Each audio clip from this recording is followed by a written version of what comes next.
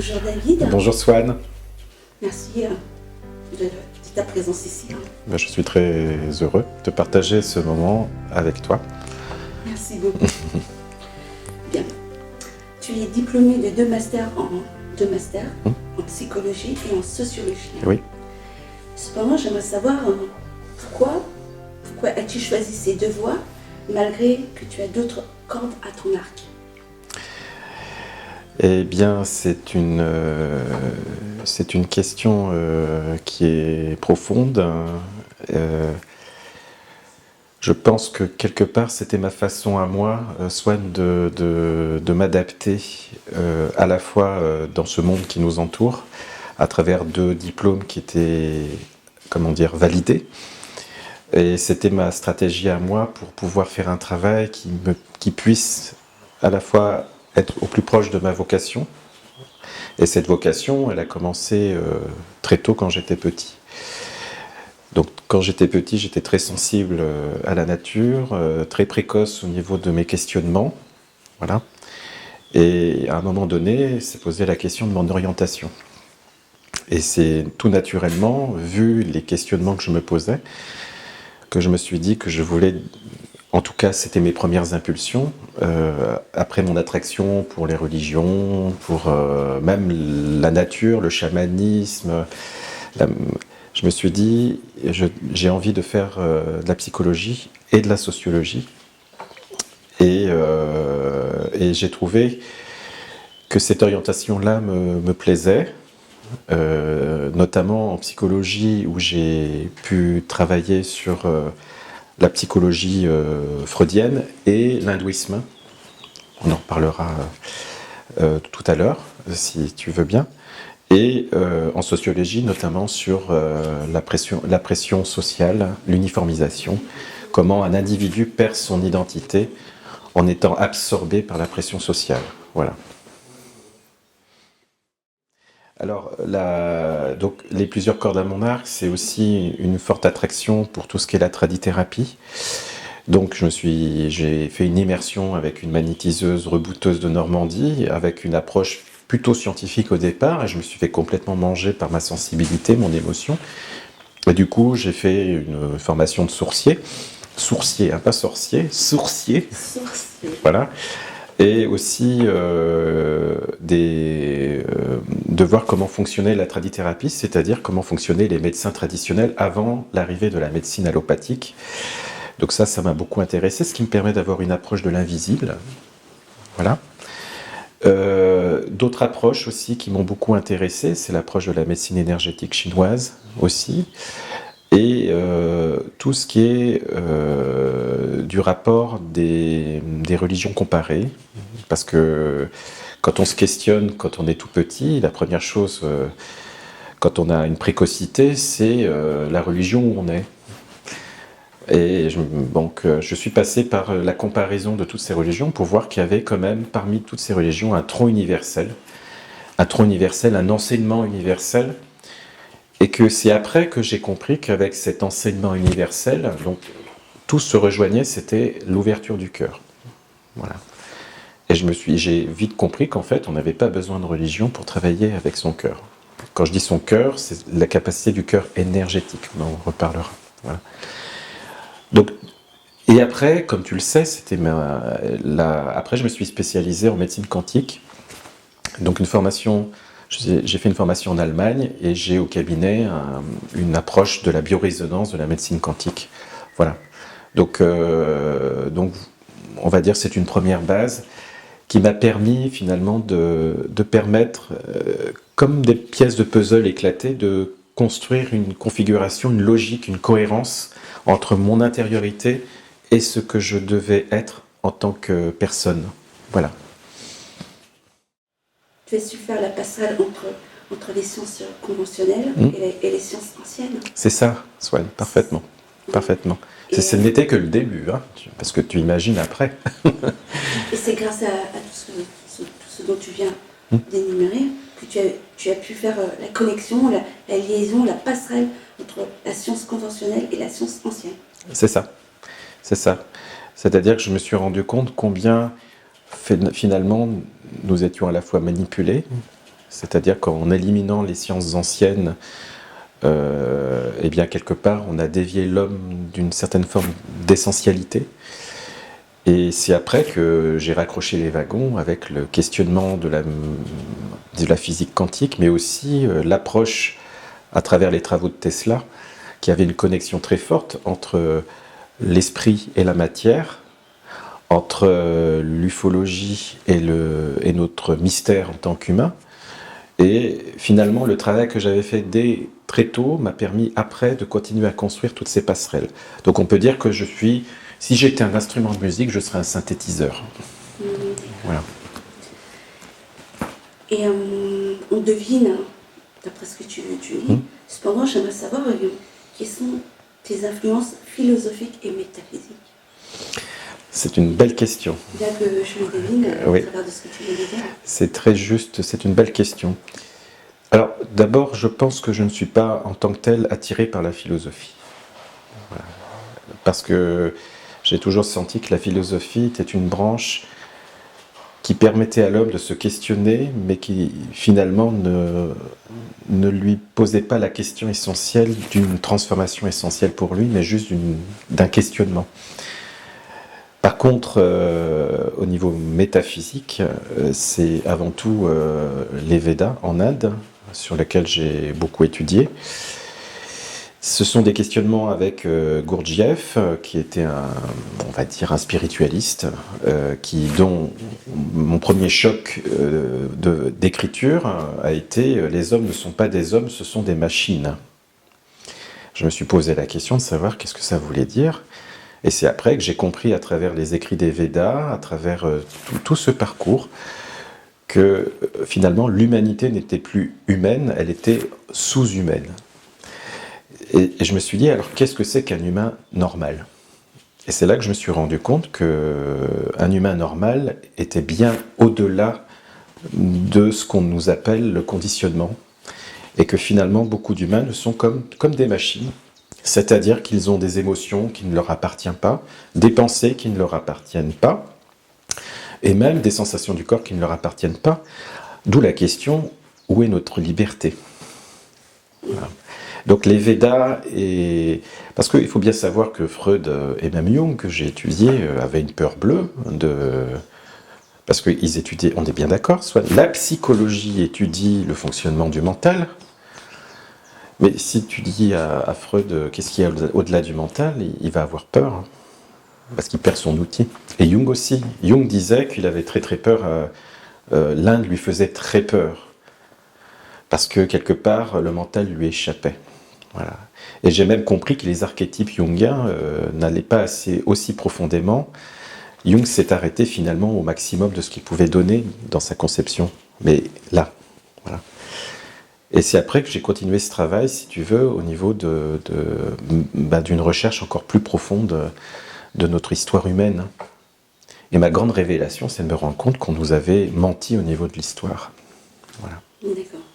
On développera ça. Ouais, d'accord. D'accord. Donc en fait, tu as beaucoup plus une influence métaphysique que philosophique. Je suis absolument, je me positionnerais presque comme métaphysicien. Enfin, je pense que Franck est un vrai métaphysicien. Quand je dis métaphysicien, c'est mon parfum, si tu veux. Hein.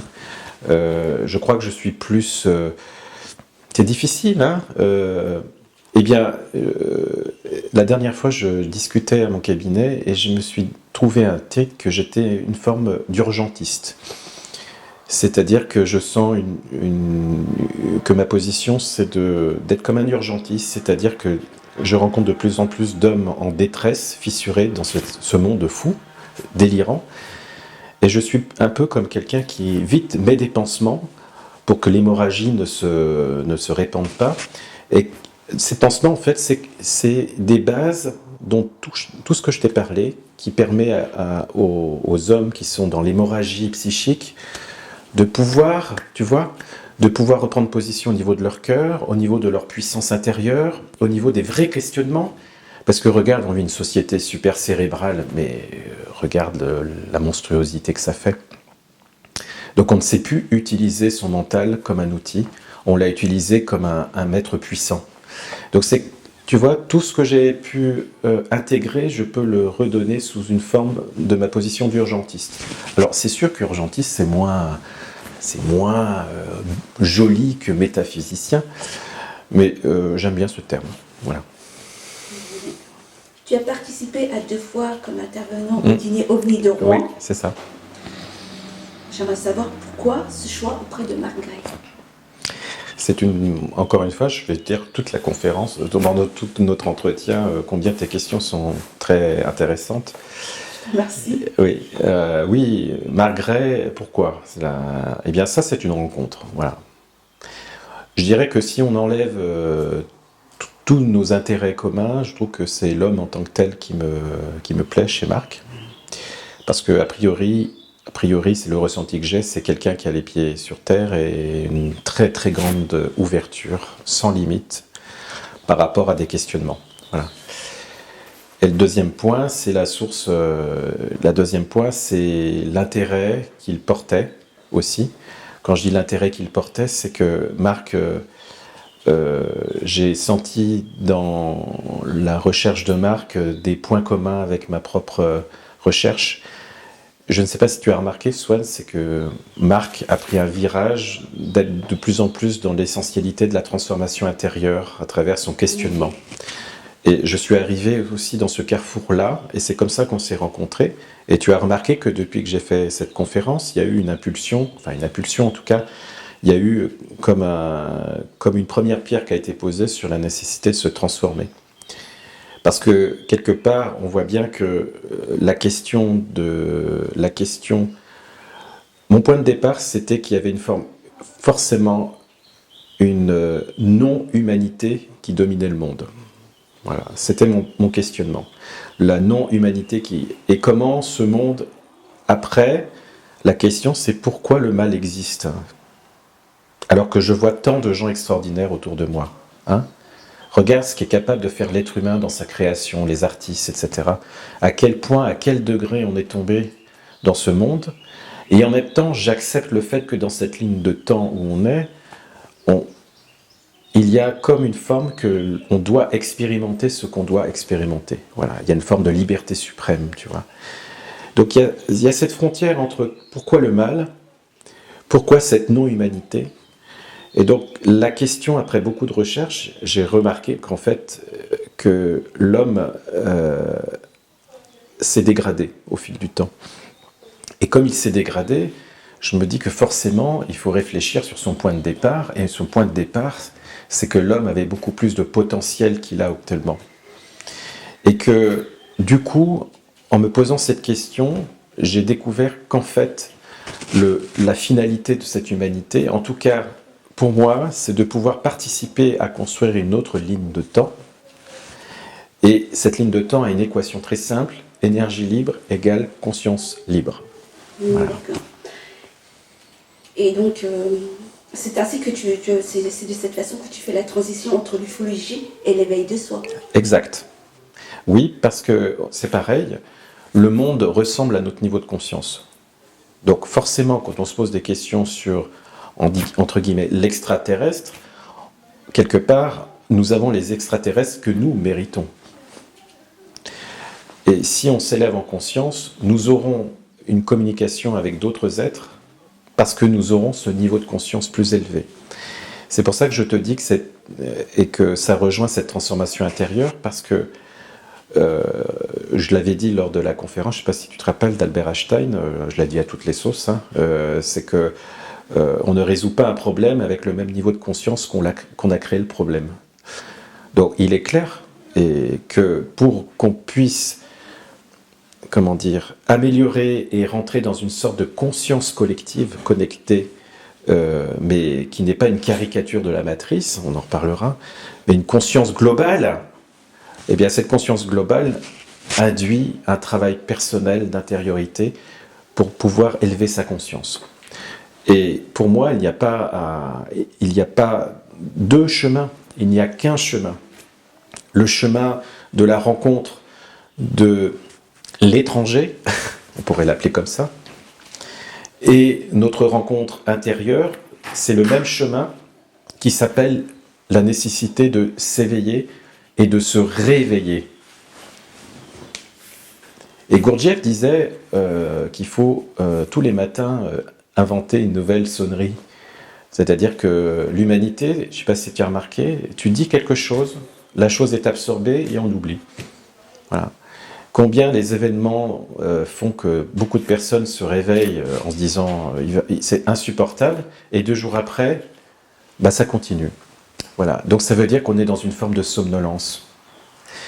Et que la seule vérité, le seul chemin, c'est de se tourner vers soi, parce que le premier étranger, finalement, c'est soi-même. Tu nous fais partager beaucoup de citations d'autres auteurs. Oui, c'est vrai, Swan, oui. Alors moi, à mon tour, j'aimerais te citer. D'accord. Tu dis, dans la Bible, on y lit que Dieu a plongé Adam dans un profond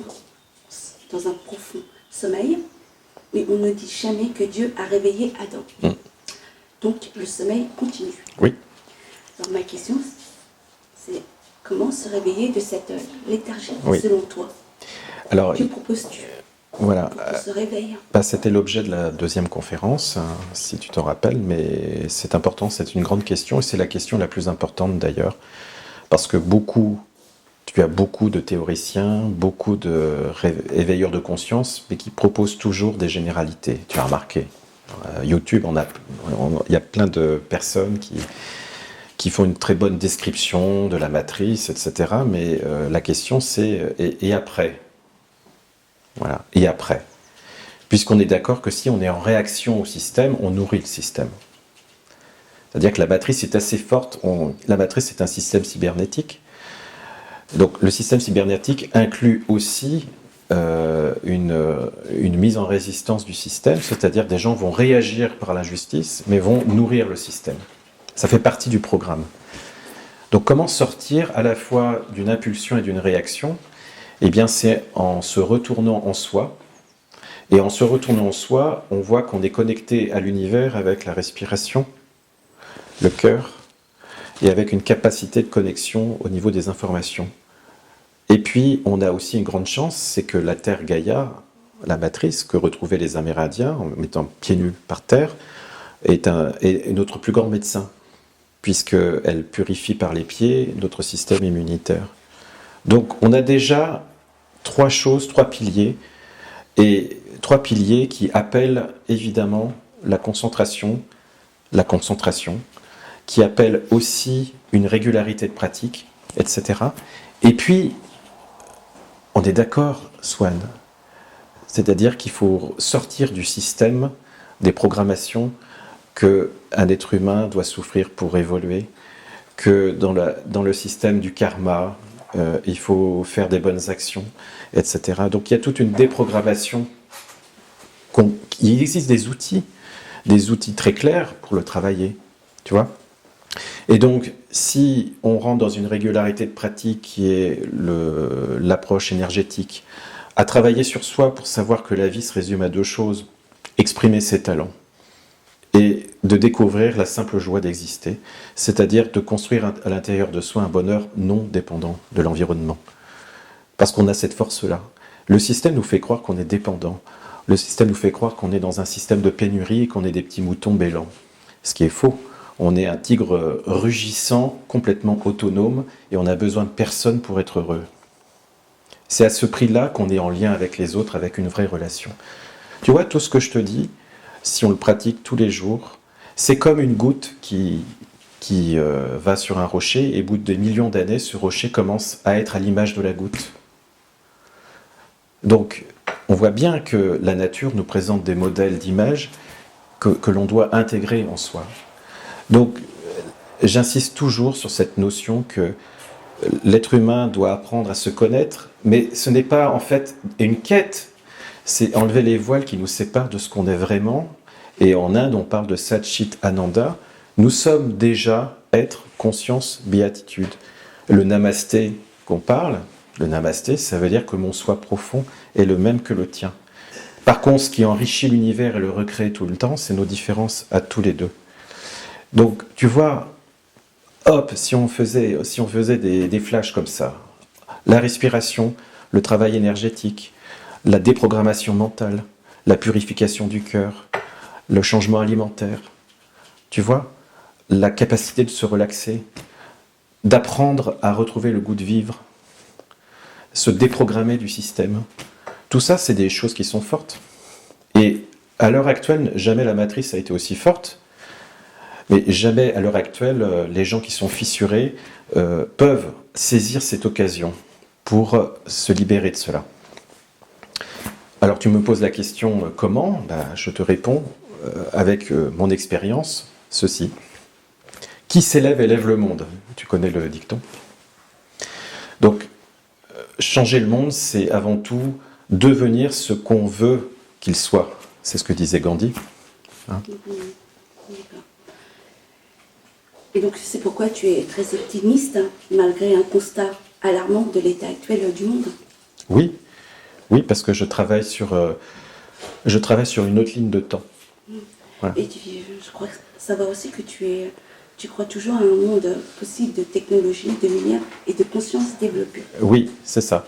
C'est-à-dire que l'équation dont je t'ai parlé la dernière fois, c'est énergie libre égale conscience libre. Donc je pars du principe que l'énergie libre existe, que l'antigravité existe, que les capacités de régénération de la nature existent, que la transformation de conscience existe, que la conscience qui est en sommeil chez l'être humain existe. Donc si tu cumules toutes ces additions, tu peux te dire que l'humanité a tous les outils et les moyens, en tout cas, pour s'éveiller rapidement. Mais c'est parce qu'elle a ces outils et ces moyens qui sont toujours présents que le système veut à tout prix nous empoisonner psychiquement. Nous empoisonner psychiquement, que ce soit par les vaccins, que ce soit par tout ce qui est chemtrail au niveau du ciel, etc. Donc on est en lutte contre une pollution agressive parce que l'être humain, d'autant plus, a ses capacités d'éveil et de réveil. C'est-à-dire que si tu pars de ce constat, la dualité égale souffrance, c'est-à-dire l'être humain doit faire son chemin pour se rendre compte qu'il peut passer de la dualité à l'unité en soi, qui le met seul en contact avec les autres. D'accord, puisque tu parles de souffrance, tu dis aussi qu'il ne faut pas souffrir ni avoir peur. Mais comment peut-on s'affranchir de ces émotions lorsque le ciel nous menace, nous guette ou nous tombe sur la tête ? Eh bien, je pense que c'est vrai que ce travail sur la peur provoque une baisse du taux vibratoire, et c'est là-dessus qu'on est, entre guillemets, manipulé. Mais encore une fois, quand je dis on est manipulé, parce que quelque part, il y a un consentement induit de cette peur. Voilà. Donc la capacité, c'est comment reprendre confiance en soi, et on parlera de ce que ça veut dire l'amour pour moi. En tout cas, tout le chemin d'un être humain, c'est de passer de la peur à l'amour. Et la plus grande personne qui m'attend ou qui t'attend, Swan, c'est toi-même ou moi-même. C'est-à-dire qu'il faut accepter le constat que pour s'ouvrir aux autres, il faut ouvrir sa compréhension du monde. Et qu'il faut trouver la joie dans une évolution qui n'aura pas de fin. Parce que souvent, le mental s'induit dans cette quête et provoque presque une souffrance parce qu'on cherche une satisfaction à la quête. En fait, le secret de la vie, à mon avis, c'est de trouver une jouissance dans un inachèvement permanent. Parce que qui on est pour prétendre qu'on maîtrise tout ? Justement, ce qui fait la beauté de l'homme, c'est qu'il est inachevé. Et qu'il est en course toujours vers un perfectionnement toujours possible. Ainsi va la création. D'accord. Et j'aimerais rebondir sur... Parce que tu parles de toutes ces choses, et autrement dit, on est créateur également. On est créateur de sa vie. Oui. Créateur ou co-créateur ? J'insiste parce que certains disent qu'on est co-créateur. Et j'aimerais avoir ton avis, ton opinion. Est-on créateur ou co-créateur ? Alors, est-ce que tu pourrais me préciser ce que tu veux dire par co-créateur ? Parce que co, ça veut dire partager. Donc ça veut dire quoi ? Qu'on partagerait... Justement, moi-même, je ne sais pas trop et j'aimerais avoir ton avis parce que certains disent qu'on est co-créateur et créateur et j'aimerais vraiment que tu répondes à cette question. Oui. Pour pouvoir m'éclairer et savoir exactement si je dois me considérer co-créateur ou créateur. Moi, je pense que... Enfin, c'est mon point de vue, Swan, mais penser qu'on est créateur, ça me suffit déjà pour avancer. C'est-à-dire d'être, malgré le consentement induit, la manipulation qui nous fait croire qu'on est libre alors qu'on ne l'est pas, fait quand même de nous des créateurs. Parce que l'amour, énergie créatrice, est tellement parfaite qu'elle pourrait laisser l'homme se détruire jusqu'au bout. Mais parce que, quelque part, imagine, qu'est-ce qui fait la beauté de la vie? C'est que justement, il y a plein de choses qui nous échappent. Que malgré notre volonté, il y a des choses qui nous échappent. Mais imagine une vie où tout serait servi sur un plateau. Voilà. Où serait l'excitation dans tout ça? Tu vois? Donc, quand je parle de création, je dis souvent, on a faire la moitié du chemin et le reste, on ne le maîtrise pas. Et l'humanité est un peu dans cet ordre-là. C'est-à-dire qu'on ne laisse pas à l'humanité de faire ses 50%, sa mission des 50%, parce qu'on la prive d'informations essentielles pour qu'elle puisse être libre de choisir en toute conscience les choses. Parce que tout l'apprentissage de ces 50%, c'est apprendre de lâcher prise pour les autres 50%. Tu comprends ce que je veux dire ou tu veux que j'approfondisse? Oui, approfondis. Voilà. Ce que je veux te dire en tant que créateur, c'est que chacun est responsable de la création de son parcours de vie. Et que quelle que soit sa manipulation, quel que soit tout ce on pourrait en faire des listes de tout ce qu'il y a comme manipulation, eh bien, le point de départ, c'est d'accepter toutes nos mémoires cumulées. Voilà. C'est le point de départ. Et à partir du moment que tu comprends, tu acceptes toutes tes mémoires cumulées, tu comprends que l'instant présent est très important, parce que l'instant présent, tu recrées en fait ta vie constamment, et à travers toi, l'univers se recrée. C'est comme ça que je pense que le monde va se transformer, parce que si plein de personnes comprennent ce sentiment qu'ils peuvent recréer l'univers à travers cet instant présent, eh bien, c'est la planète tout entière qui va se recréer. Lorsque tu parles de mémoire cumulée, tu fais allusion à la réincarnation? Oui, je fais allusion à la réincarnation, mais en même temps, j'ai beaucoup pris de recul par rapport à ça. Je pars du principe que la seule réponse à ces questionnements, c'est de travailler sur son instant présent. Parce que c'est dans l'instant présent qu'est cumulé, en fait... et Freud parlait de pulsion de mort, par exemple. En fait, quand il parlait de pulsion de mort, en fait, c'est ce que disent les Védas, c'est le retour à la neutralité. C'est-à-dire que c'est là où l'univers se recrée. Voilà. Et donc, la pulsion de mort, c'est l'état de béatitude, en fait.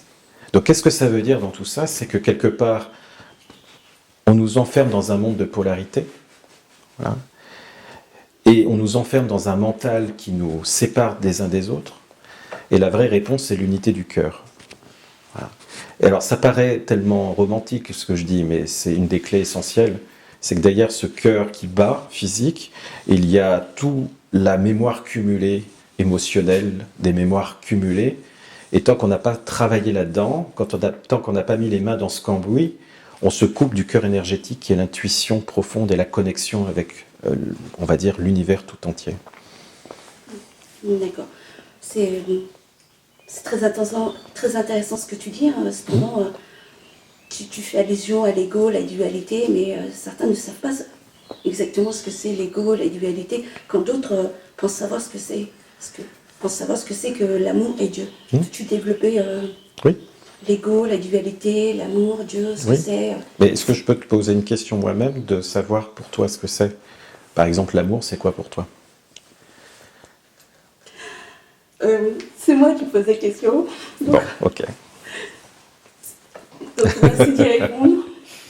Allez, reprends la... Donc, tout ce que tu dis, tout ça, on comprend qu'il y a de l'ego, il y a de la dualité. Tu as aussi fait allusion, tu as aussi parlé de l'amour. Mais toutes ces choses, voilà, quoi, on peut pas sans parler de Dieu aussi. Donc, j'aimerais savoir que tu développes ce que c'est que l'amour. Oui, oui, bien sûr. Que l'amour. On va parler de l'ego. Alors, je vais pas, évidemment, parce que ça pourrait faire l'objet de 2 heures ou 3 heures, mais l'ego moi j'ai une définition très simple de l'ego, l'ego est une non-entité qui se situe entre le monde manifesté et la conscience suprême que je suis déjà. Voilà. Donc tu peux imaginer un cercle avec un point et l'ego qui est entre le point, tu vois. Donc pour moi, c'est une définition très simple. Voilà. Et là-dessus, il y a son vizir et mauvais génie, enfin, qui est le mental, qui individualise en fait cette histoire pour chaque personne.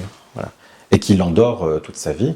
C'est-à-dire que toute la vie, c'est de s'extraire de ça pour vivre en conscience. Voilà. Parce que tant qu'on vit dans la mémoire et son mental, on n'est pas vivant. On n'est qu'une machine organique. On est une pile. D'accord. Voilà. Là, tu parles de dualité. Je parle de dualité. Voilà.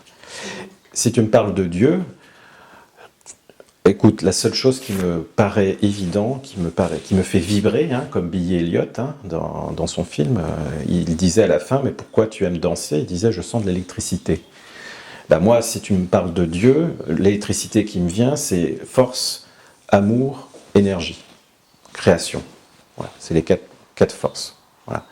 Et je sens vraiment que pour répondre à ce que c'est que Dieu, évidemment, on ne peut pas le nommer parce que si on le nomme, ce n'est plus Dieu, puisqu'on le nomme. Par contre, si je sens monter des mots, parce que les mots, ce sont des énergies, pour moi, Dieu, c'est être, conscience, béatitude. C'est une conscience qui est être, qui est dans la béatitude, une béatitude qui est l'être et la conscience, tu peux le mettre dans tous les mots. Ensuite, tu me parles de l'amour. L'amour, c'est pas un mot, c'est une force, c'est la force la plus... Comment dire? C'est la force qui est le moteur même de tout ce mouvement. Voilà. Et que tout ce qui existe, c'est une forme d'amour à plusieurs niveaux. Parce qu'on a l'amour qui est la conscience suprême, et l'amour qui est finalement... C'est quand on est dans le monde de la dualité, Swan, c'est quand un morceau moins va chercher un morceau plus, c'est de l'amour aussi. Voilà. Donc la compréhension, c'est de pouvoir conscientiser l'amour et de s'élever en conscience pour arriver, en tout cas, à s'approcher de cette unité, voilà, sans se brûler. D'accord, merci pour cette réponse. Tu fais beaucoup allusion au Vedanta, l'hindouisme, toutes ces choses dans tes exposés. Pourquoi c'est ton influence? On sent que c'est très présent chez toi. Oui. Parce que c'est une évidence pour moi que quelque part l'explication que j'ai trouvée dans les Védas est ce qui est de plus proche de ce que je ressens moi au fond de moi-même. Voilà. Parce que dans les Védas on parle de non-dualité.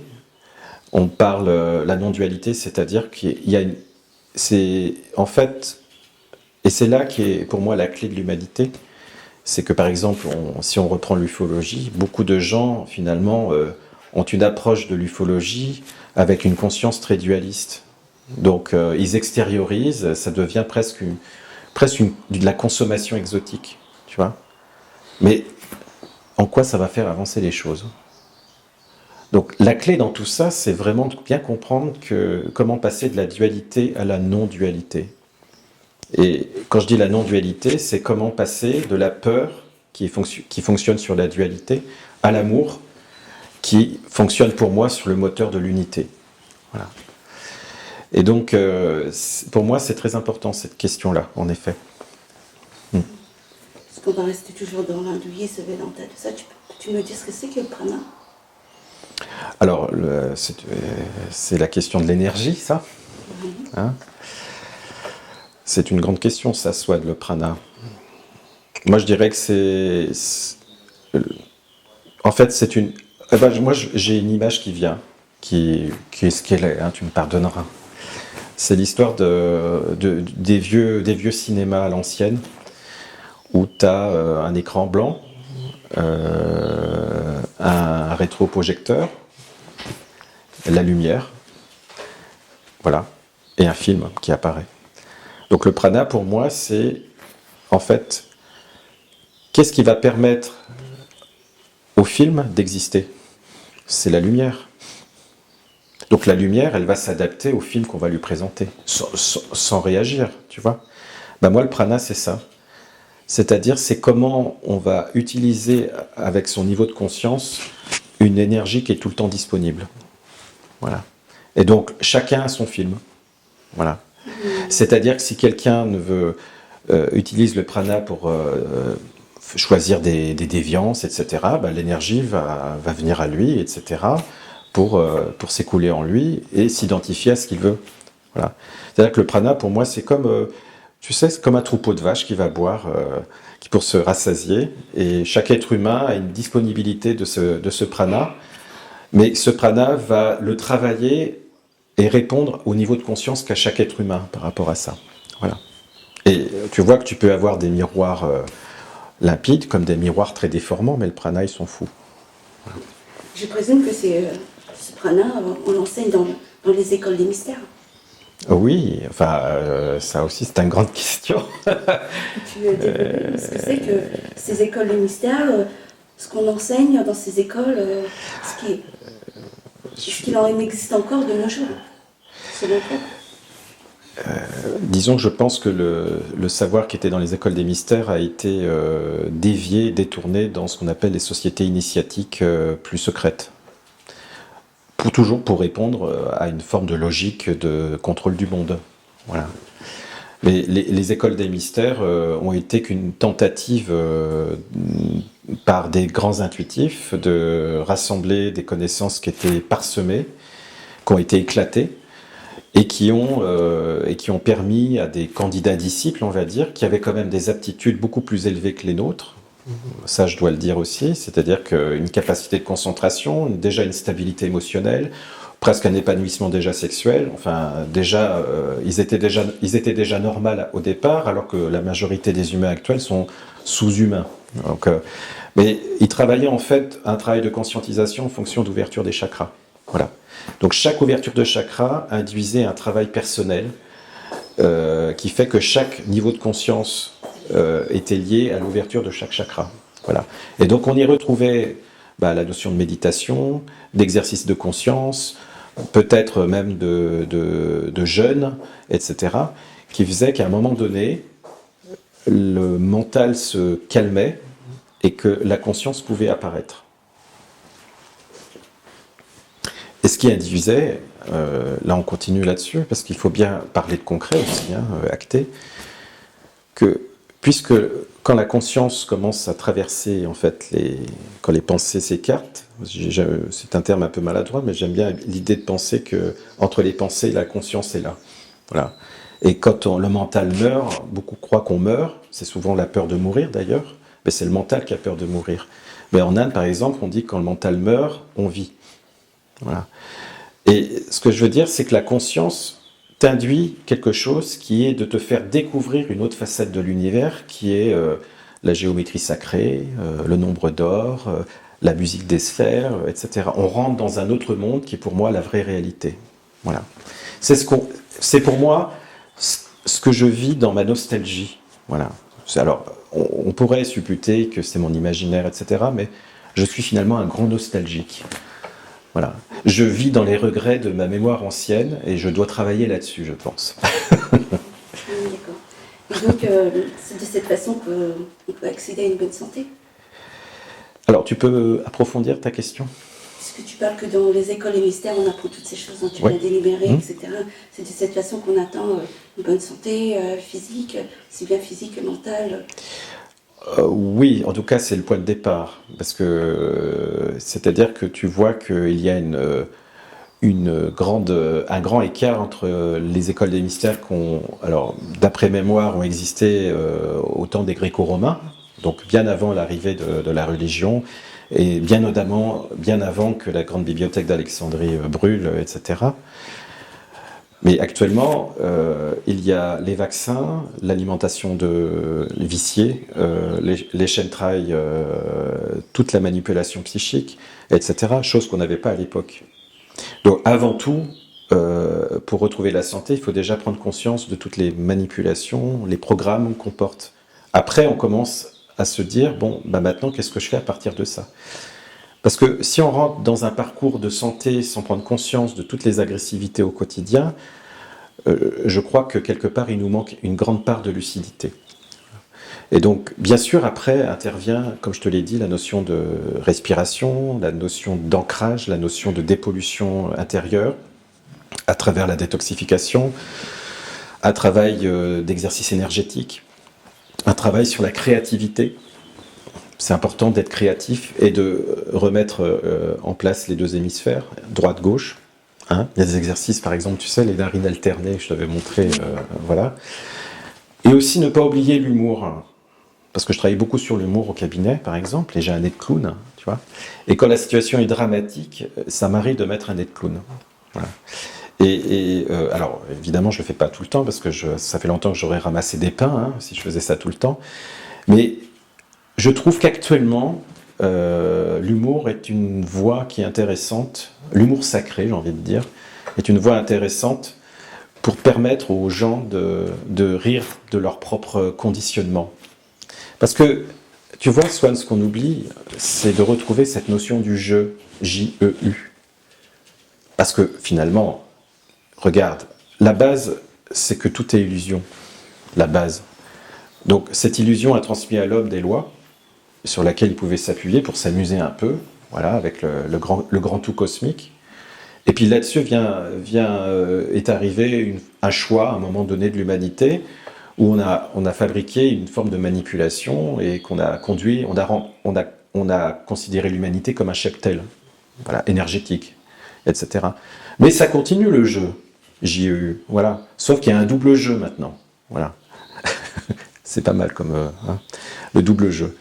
Donc ce que je veux dire, c'est que ne pas oublier parce qu'on pourrait avoir une discussion très dramatique, hein, évidemment. On pourrait avoir une discussion très dramatique, mais je laisse le soin à 60% de personnes qui sont dans ce mouvement-là de se rebeller. Il y a assez de gens qui sont dans la dramatisation. Moi, je prône l'humour et la joie, qui paraît très abstrait. Mais c'est vrai que l'humour, la joie et l'ouverture du cœur, la créativité, l'expression de ses talents, être relié aux autres, fait partie des choses importantes pour que notre humanité se repose une bonne direction. Voilà. Tu parles beaucoup de manipulation, etc. Je ne parle pas beaucoup de manipulation. Là, j'en ai pas parlé beaucoup. Tu fais allusion quelquefois, plutôt, pardon. Et je présume que tu penses qu'on est dans une fausse matrice. Alors, qu'est-ce que tu veux dire par fausse matrice? Mais justement, parce que c'est dans l'air du temps, on parle de fausse matrice. On parle beaucoup de... Oui. De fausse matrice, de monde d'illusion. Oui. Alors, ça reprend ce que je t'ai dit avant, c'est que, quelque part, tout est illusion. C'est-à-dire que la question... tout passe par ton cerveau. Donc déjà, de principe, ce que tu vois n'est pas réel. Qu'est-ce que c'est que le réel? C'est aussi une question qui est importante à se poser. En fait, partir du principe que le premier travail pour te rendre compte que finalement tout est illusion. Et c'est là qu'est la manipulation. C'est-à-dire qu'on fait croire aux gens qui sont dans une réalité déterminée, alors que c'est qu'une manipulation d'une illusion de départ. Voilà. Donc c'est ça, pour moi, la matrice. Tu comprends? C'est le fait qu'on utilise cette illusion fondamentale pour faire croire aux gens qui sont dans un système déterminé et qu'ils sont des moutons ou des bouts de bidoche à deux pattes ou des piles électriques, tout ce que tu veux, tout ce qu'on voit à travers Internet. Moi, j'aime beaucoup tous ces termes, si tu veux, ou même une âme recyclée. Moi, j'aime beaucoup ce terme. Voilà. C'est-à-dire que quelque part, on fait croire aux gens une forme de détermination et de réalité, alors que c'est que de l'illusion. Donc si c'est que de l'illusion, on est capable à la fois de créer son illusion, mais aussi on est capable de créer autre chose. Voilà. Et alors, on pourrait poser la question, qu'est-ce que c'est que la réalité? Qu'est-ce que c'est que la réalité? Oui. La réalité, c'est ce qu'on fait de sa création de sa vie et comment on l'assure. C'est ça la réalité pour moi. C'est-à-dire qu'on crée sa vie et on assure le choix et la direction qu'on a pris dans sa vie. Et ça, moi, c'est l'unique chose qui est réelle et tangible. C'est-à-dire que l'être humain a la capacité de mettre en matière ses pensées, tu vois, et l'humanité aussi. Donc on pourrait dire que la matrice, c'est une réalité, oui, parce que l'humanité a acté là-dessus. Même si elle a consenti qu'elle soit manipulée par un double jeu, oui. Mais ça ne veut pas dire que, quelque part, le jeu s'arrête là. Et c'est vrai que depuis quelque temps, je me rends compte que je suis dépassionné de tout ça, en fait, maintenant. Je suis dépassionné de tout ça. Je pense que quand j'ai plein de raisons de m'énerver, de me révolter, à Paris notamment, c'est monstrueux, tout ce qu'on peut voir comme manque de civisme, les personnes âgées ne sont plus respectées, les gens sont fatigués, malades, enfin, il y a vraiment... Mais en même temps, je me dis, chacun vit son expérience. Voilà. Parce que là où je suis optimiste, Swan, c'est que l'amour est le point de départ et l'amour est la finalité. Alors l'amour, c'est pas la passion, hein, même si la passion est une bonne chose pour un peu bousculer son mental. Mais pour moi, l'humanité, dans son grand principe, tend vers l'amour. Oui, d'accord, je te remercie pour ces réponses. Est-ce que vous pourriez revenir, parce que tu n'as pas du tout, je passe du coq à l'âne, mais un peu, tu n'as pas parlé de biorésonance, tu as des appareils de ton cabinet Oui, enfin, ça fait partie du parcours dont je t'ai indiqué, c'est que je me suis beaucoup intéressé à tout ce qui est médecine quantique. Et donc je me suis formé en Allemagne avec des outils qui sont la biorésonance de Paul Schmidt. Voilà. Et pour la faire courte, en fait, pourquoi j'utilise ces machines, c'est que quelque part ça m'aide quand je fais de l'hypnose ericksonienne, enfin de l'hypnose.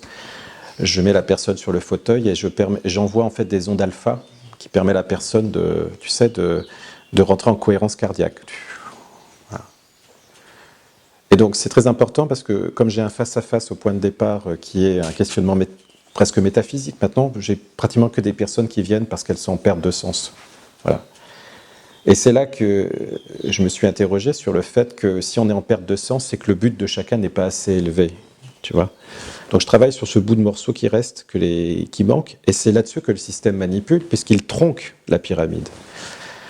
Une fois que j'ai fait ce travail, je travaille avec la biorésonance, mais je ne fais plus de soins maintenant, hein. Je ne travaille uniquement sur le renforcement de la confiance de la personne, parce que je pense qu'une personne qui reprend confiance en elle et qui a de nouveau un questionnement juste sur sa vie, induit un processus de guérison. Voilà, un processus de guérison en elle. Elle envoie par le travail sur son cœur une énergie forte à ses cellules pour se reprogrammer. Et c'est en tant que tel que la biorésonance, si tu veux la réponse à la biorésonance, c'est quoi ? Je crois que je te l'avais déjà dit, mais oui, c'est que tu prends le soleil. Voilà. Qu'est-ce qui fait que le soleil provoque le brunissement de la peau ? C'est pas le soleil en tant que tel. C'est la fréquence du soleil qui provoque le brunissement de la peau. Donc si tu vois que la fréquence du soleil induit une coloration de la peau, tu peux imaginer cette grande théorie générale que l'information précède la matière. L'information, et pour moi l'information créatrice précède la matière. Tu vois. C'est comme ça qu'on manipule dans la matrice aussi. C'est que la matrice est issue d'une information erronée. Voilà. Et donc, si l'information précède la matière, tu comprends que toi-même, chaque organe qui te constitue, tu portes des informations qui précèdent ton corps. Et donc, la physique quantique te propose la médecine quantique te propose de rétablir l'information pour que ton organe se réinscrive dans cette information et retrouve la bonne santé. Voilà. Est-ce que ça va au niveau de... Bien. Ouais. Tu as aussi des connaissances en naturopathie. Oui. Alors, je me suis spécialisé dans l'acidité, c'est-à-dire que pratiquement toutes les personnes sont atteintes d'acidité actuellement. L'acidité est une forme de montée d'acidité du corps qui est évidemment alimentée par l'eau du robinet, qui est très riche en aluminium, etc. Mais ce serait long à expliquer. Mais en tout cas, par la malbouffe, par le stress, tout est fait pour que l'homme monte en acidité. Et je pense qu'il arrange la matrice aussi, et notamment les chemtrails aussi, qu'il le met en connexion finalement dans une forme de forme inorganique. Je ne sais pas comment t'expliquer ça. Donc, j'ai beaucoup travaillé sur cette notion d'acidité. Donc, je travaille avec les personnes pour un changement au niveau de l'hydratation, au niveau de l'alimentation. Je prône beaucoup tout ce qui est alimentation basique, comme la patate douce, par exemple. Je dis ça comme ça, un exemple, hein, de refaire sa flore intestinale, souvent, parce que 90% des gens pensent que la normalité, c'est d'être malade. Et donc, quand ils se rendent compte qu'ils ont un médecin intérieur, ils peuvent se réapproprier ça en recomposant leur flore intestinale, tu vois, en travaillant sur le stress, en se rendant compte qu'il y a des compléments alimentaires qui sont très intéressants à cultiver. Moi, je travaille beaucoup avec les algues, par exemple, parce que je travaille actuellement aussi beaucoup sur l'iode, parce qu'on a pas mal de radioactivité.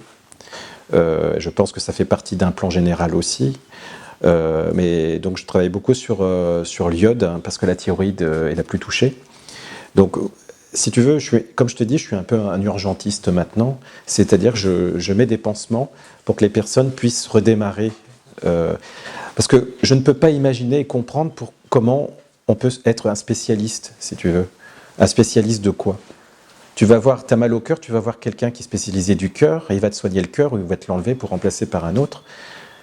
Mais pour moi, la vraie co-création, être créatif avec quelqu'un, c'est de lui permettre de se reprendre possession de son médecin intérieur à travers non pas une vision holistique, parce que c'est un mot tellement général, mais qu'il puisse avoir une forme de vision globale de sa vie. Voilà. J'ai envie de dire que je suis très heureux de partager ce moment avec toi. Voilà. Parce que je crois que la grande maturité, la clé, c'est vraiment d'arriver à un équilibre entre le cerveau émotionnel et le cœur. Voilà.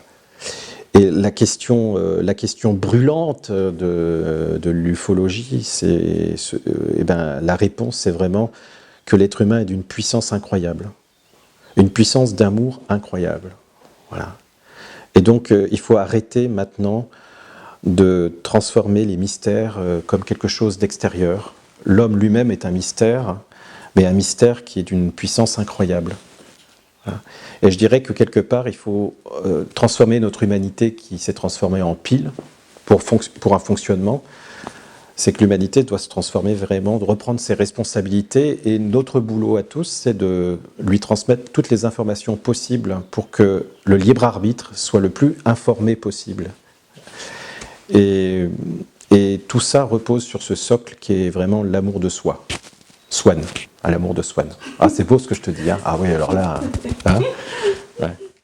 As-tu un livre de chevet, un livre d'éveil, une recommandation sur un livre?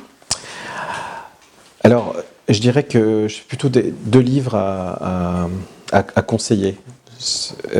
Alors du coup, j'ai un premier livre dont je ne connais plus l'auteur, mais qui est très intéressant pour partir sur sa transformation intérieure, qui est Le Chevalier à l'armure rouillée. Voilà, les lecteurs, les auditeurs iront faire des recherches, qui est très connu, mais qui est une bonne base, je trouve.